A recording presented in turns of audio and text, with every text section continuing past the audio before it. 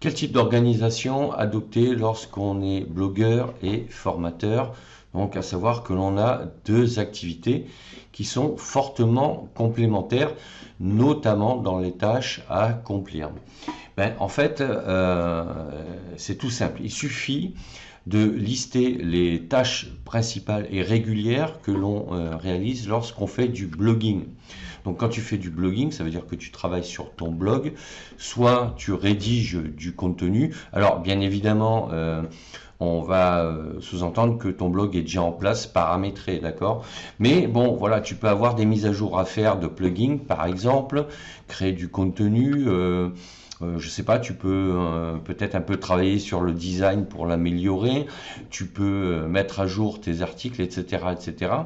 Et donc, en fait, ce qu'il faut comprendre, c'est que il vaut mieux travailler les mêmes tâches pendant même une période assez courte. Donc pour ça, tu vas utiliser la méthode Pomodoro, par exemple, qui consiste à faire des tâches enfin, à travailler pendant 20 minutes ou 30 minutes, faire une pause de 10 minutes, reprendre donc ton travail pendant 20 minutes, 30 minutes, faire 10 minutes de pause, etc., etc.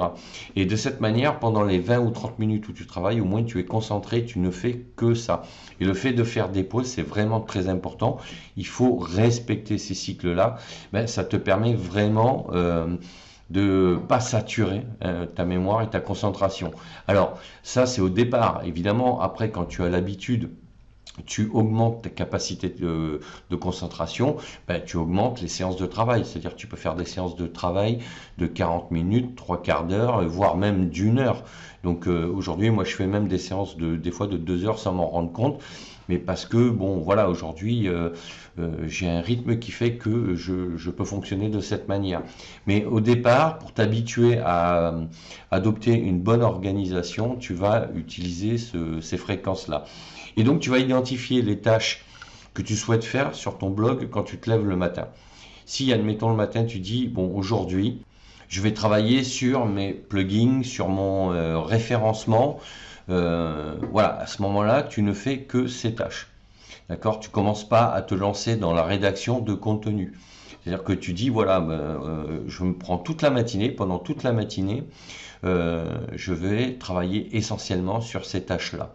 Et donc tu vas mettre à jour tes plugins, tu vas peut-être en télécharger d'autres, des nouveaux, tu vas ensuite voilà, travailler ton référencement, tu vas travailler sur tes mots-clés, tu vas travailler, alors là c'est pas je parle pas de rédaction de contenu, hein, mais tu vas optimiser voilà, ton référencement en fonction des différents critères, j'en parle dans d'autres vidéos, je t'invite à les visualiser, et tu vas ne faire que ça. Et si tu décides de créer du contenu, donc des articles pour ton blog, et à ce moment-là tu ne fais que ça. Alors il y a deux tâches à découper quand tu rédiges du contenu. C'est la partie rédaction et la partie recherche.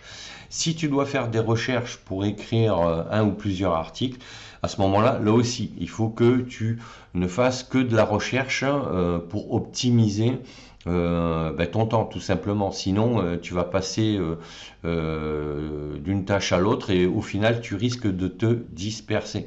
Donc l'idée, c'est quand tu fais des recherches, tu ne fais que ça. Tu dis, voilà, pendant 2 heures, je fais des recherches sur ce sujet. J'enregistre les documents et je les traiterai après. Mais tu ne fais que ça. Et après, tu reviens sur tes documents, tes informations, tu fais le tri, tu supprimes ceux qui sont moins pertinents et tu gardes ceux qui sont vraiment intéressants, qui vont te donner de la matière pour créer tes contenus. Et après, quand tu passes en mode rédaction de contenu, tu ne fais que de la rédaction. Donc voilà comment t'organiser pour le blogging. Et pour la formation, c'est la même chose. Pour la formation, il y a deux démarches. Il y a la recherche d'informations pour tes ressources pédagogiques, c'est-à-dire ce qui va te donner la matière pour créer tes cours. Tu vas avoir la démarche pédagogique pour créer ta structure de cours, ta formation, tes séquences pédagogiques, pour organiser tes séquences pédagogiques. Et après, tu vas avoir la partie rédactionnelle. D'accord? Donc, il y a une partie qui va être très importante, c'est définir aussi les objectifs. Donc voilà, à chaque fois que tu fais des tâches, que ce soit du blogging ou de la formation, il faut que tu découpes tes tâches et que tu t'y consacres essentiellement pour éviter de te disperser. Donc, et tu seras beaucoup plus efficient de cette manière. Donc voilà comment tu peux t'organiser avec ces deux activités qui sont complémentaires, parce que c'est ça l'avantage en fait, c'est que le blogging et formateur en ligne, tu as quasiment les mêmes démarches intellectuelles entre guillemets à faire pour créer du contenu au final, quoi. Donc voilà ce que je voulais te dire. Donc si toi tu es déjà à ce niveau d'avancement dans ton projet, n'hésite pas à me le dire en commentaire, à mettre un pouce bleu vers le haut, à t'abonner à la chaîne et sache que tu peux télécharger gratuitement mon livre Devenir formateur en ligne. Tu as le lien dans la description de la vidéo. Je te dis à bientôt pour d'autres sujets.